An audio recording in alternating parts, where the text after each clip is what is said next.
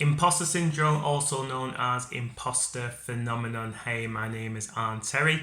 Depending on what platform you are seeing this on, please do give it a thumbs up, share it, like it, follow, subscribe, tweet, whatever that may be. I seem to be a bit of a flirt with all these social media platforms, so do what you need to do.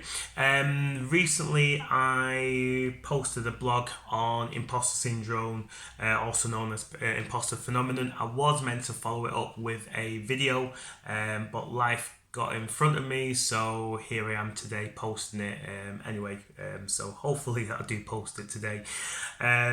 So why am I talking about this? Let's just run through it before I get interrupted. I'll just read it straight off from Wiki's page in terms of imposter syndrome, also known as imposter phenomenon. Impostorism, fraud syndrome, or imposter experience is a psychological pattern in which one doubts one's accomplishments and has a persistent internalized fear of being exposed as a fraud. So what the fuck am I talking about? Stay with me here because it will make sense. So from my experience of being an international headhunter recruiter for senior members in terms of interim permanent contractors, I've worked with many contractors over the years. Again, I've got over 15 years experience as a recruiter, and I've coached and mentored hundreds of people going through this series of effects in their head, and I could talk about many people, but I'm just going to use one person in particular. One person that I started off working with over 10 years ago was on like £250 per day. This particular person got the gig. Obviously I negotiated the fee for him at the time, so we are talking about 10 years ago, maybe a little longer, and then we kept in contact. So he finished his contract. I think his initial contract went on for maybe, I think, about 13-14 months. He, in between that time, he was studying in terms of getting better education for what his skill was. He was doing various different courses, so like your ITIL course, or ITIL, depending which way you want to pronounce it, Prince 2 Foundation to Prince 2 Practitioner, to various other courses as well in his skills of expertise. And then through the years went on, we kept in contact. I didn't get his next role, but I got him a couple of roles after that. Fast forward it to recent times, and then I was securing him a contract for £1,200 per day. Sounds crazy, and this particular person again thought it was as well. So what went through his head? Imposter syndrome. Am I worthy of this money? I feel like a fraud.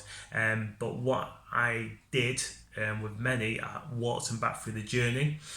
So his journey was when we spoke back, back when 10 years ago, and then the amount of preparation he had to do for the interview. Once he got the job, the amount of BS he had to go through in terms of going through the project, dealing with issues, lessons learned, setbacks, challenges. Once he finished the project, he realised he had a lot of gaps in terms of where his skills would lay. So what did he do? He went back and he trained. He spent thousands of pounds on different courses. He actually found someone who would actually mentor him and teach him as well as he was progressing through the ranks.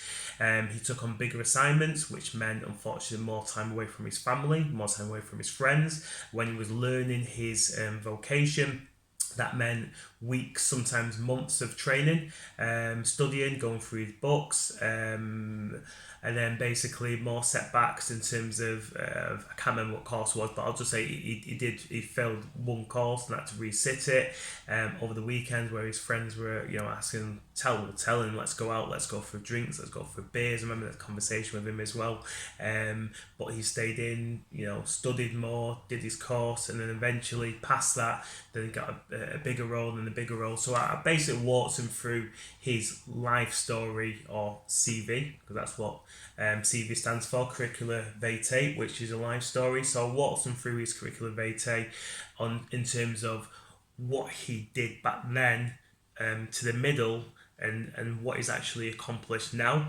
And that's what my basic process was for helping the seniors just get their head round that they deserve that salary or that contract rate, or whatever it may be, from obviously when they started off to where they are now.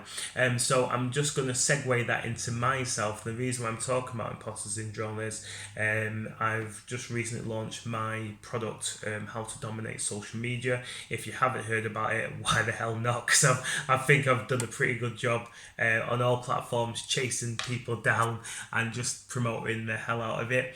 But anyway, if you've not, I've done an online course which helps people dominate social media. So that's to cross-pollinate across different social media platforms, i.e. creating your blog, making money from a blog, getting eyeballs to your blog, and creating a YouTube channel as well, getting that YouTube channel ranking, and obviously getting people to follow that as well. So I had and have and currently having many people who are subscribing to my YouTube channel, people who are now on my online course that are asking me various questions, and then I basically had a bit of a case of imposter syndrome as well. So I just had to take a bit of a pause, think about the coaching and mentoring that I gave to seniors when I was negotiating big fees for them, and then calm myself down. So this is really for anyone out there who is going through that motion or emotion of imposter syndrome. Just walk yourself through back to all the the challenges that you faced over the months, over the years. And if you are becoming a success at what you're doing, you are successful for a reason, and don't doubt yourself. Stay positive, stay focused, stay hungry, and that is literally it. It's just basically for me to help at least one person. If you are going through that case of imposter syndrome, you kind of, any business, doesn't have to be an online business, doesn't have to be, you don't have to be a senior authority. It could just be you could have pivoted due to COVID-19, started something else, and actually realised that you've enjoyed doing it, and people are actually paying you for it. And it's like, oh, whoa, I've only just started doing this. You're in this position for a reason, because you're damn good at what you do. So like I said, just stay focused, enjoy, and that is it. My name's Terry from Freetown Mindset. Have a great day, and I'll see you on the next video.